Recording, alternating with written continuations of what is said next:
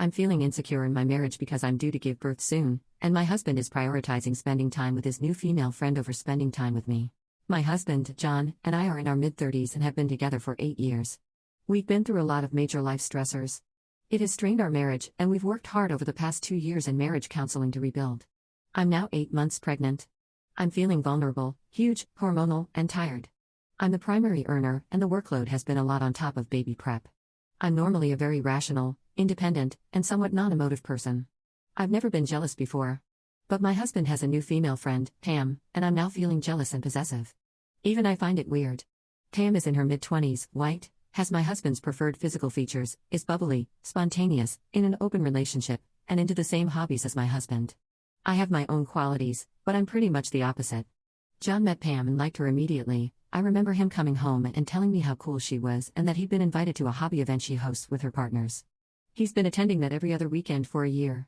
Then, a few months later, he also wanted me to get to know Pam, so we've started having her and her partner, Kevin, over with some of our other friends on the in-between weekends, so my husband sees them every weekend.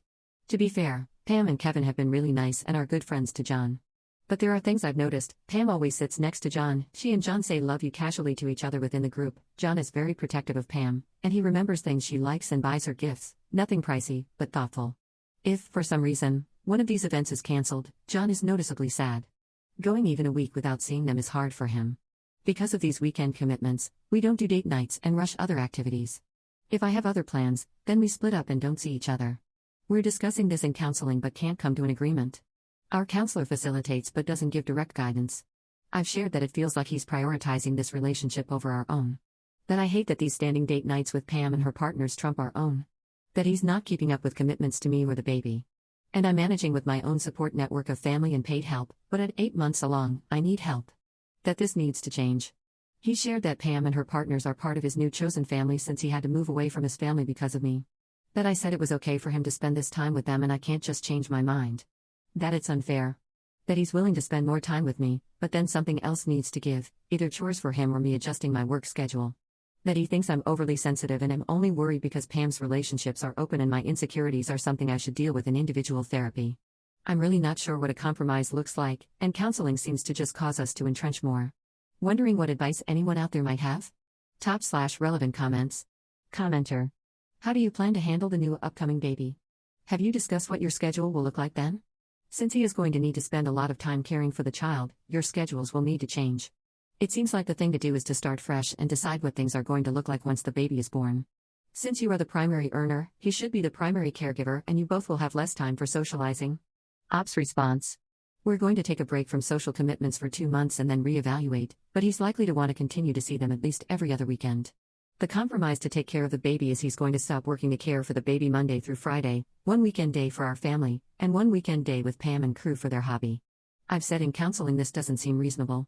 I'm running out of options, debating calling my husband's dad at this point, who I'm close with and will be on my side, but my husband will probably lose it if I bring in his dad. Commenter 2. She's in an open marriage and they say love you to each other in public? He's cheating on you. How does he defend this in therapy? Ops response. He says it just means love you in a generic, casual way, and when they say it, they mean it to everyone in the group. He says it's the same as when he says love you to male friends he is close with, and I shouldn't read too much into it. I've never said love you to a male friend, even only rarely to female friends. Commenter 3. Did you tell him it makes you uncomfortable? Ops response. I think my exact words were, it's weird and I hate it, while crying. Second trimester was a fun time. He chalked it up to hormones, and we never spoke about it again.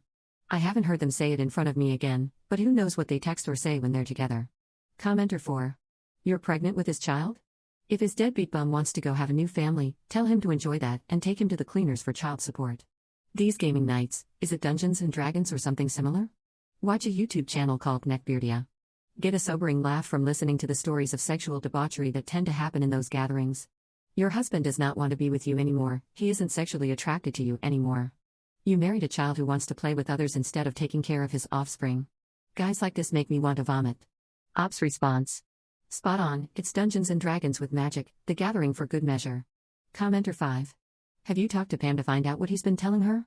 I'm disappointed that she hasn't clued in to put a stop to it, but he could be lying to her. After all, you have been part of this social circle too. Is she friendly with you two? I would explain that he's been behaving in ways towards her and in private with you that make you very uncomfortable and you'd rather communicate openly with her about it. It will give you a better read on it. And best case scenario, it may very well put a stop to it if he has been misleading her. Ops response. I only see Pam in a group setting along with other friends, and she's now been introduced to my friend group. We're socially nice to each other, but definitely not close enough to talk directly to each other. And to be honest, neither of us really likes the other. We're very, very different people. Update 2 years 7 months later. It's been a while, our little boy is 2.5 now. Thank you to everyone who commented, it was the kick in the backside I needed to lay down the law. Especially to those who rightly pointed out I was a passive doormat without self-respect. That stung, but it was true. After my post, I had a big sit down with John about the things I was upset about.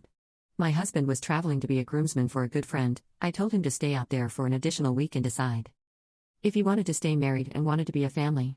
If he wanted the above, think about what needed to change on his part, not just Pam but other stuff too, how he was going to be a good husband/father going forward. Arrange to go over it with me and our marriage counselor on his return. Alternatively, if he didn't do the above, then when he got back we'd start logistics on separation and co-parenting. And surprisingly, he did all the above. Apparently, he reflected a lot at the wedding. His friend and his wife are such an in-love couple, and thought a lot about us and our relationship and what he wanted. He came back and proposed changes, immediate break from Pam/company and a stop to their hobby. He'd play some Dungeons and Dragons, Magic, The Gathering online, but that was it. He'd take over the remaining baby prep, nursery, logistics, and promised to lay out a postpartum care plan for me and the baby. He stuck to his word and also worked hard to regain my trust.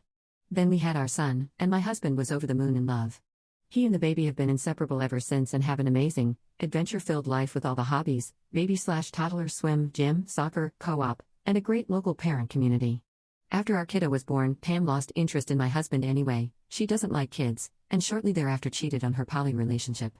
Kevin and John have actually become good friends since then, but John is straight, so I have no worries there. And as I've reflected, I think I also just actually hated Pam. She's everything I don't like, relying on men for affirmation, no job/life ambition, frivolous and stupid.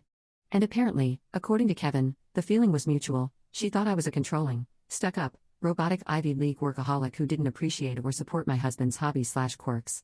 I was also a lot more emotional during pregnancy than normal. My husband, on reflection, liked being needed and admired. We had a lot to work through with us, but 2 years later we're in a great spot. I also had a weird shift in hormones postpartum which made my sex drive really, really high, which, for us, helped a lot with our relationship. Didn't want this to be too long, but there were a lot of changes we implemented to get back to a loving place. John feels a lot of purpose in being a dad and supported me as my career has taken off. Sometimes things are still hard, my job is really high stress, toddlers are a lot of work, etc. But we're pretty happy. We spent this morning snuggling in bed with our toddler and dog, pretending we were on a boat, making hairdryer sounds, and giving hugs. We live a pretty boring suburban kind of life, but it works for us. Thanks, everyone, for the push for me to stand up for what I wanted and needed. Top/relevant comments. Commenter. Weddings really are an effective test for a relationship. You either get lovey-dovey and inspired, remembering why you married your other half and recommit, or you realize that you either don't feel that way anymore or you never did. Commenter 2. Dude was so lucky she gave him a last shot to shape up. Made my blood pressure spike. He was being so blatantly selfish and immature. He really left her to dig the trenches while he played with his buddies and soaked up attention. Then he blamed her for it. We moved away from my family because of you and treated all of her discomfort and emotions like she was a crazy inconvenience. Commenter 3. It's actually impressive that Pam managed to cheat while in an open/poly relationship. It's like failing an exam when you have the answer sheet in your hand, just check it, it's right there.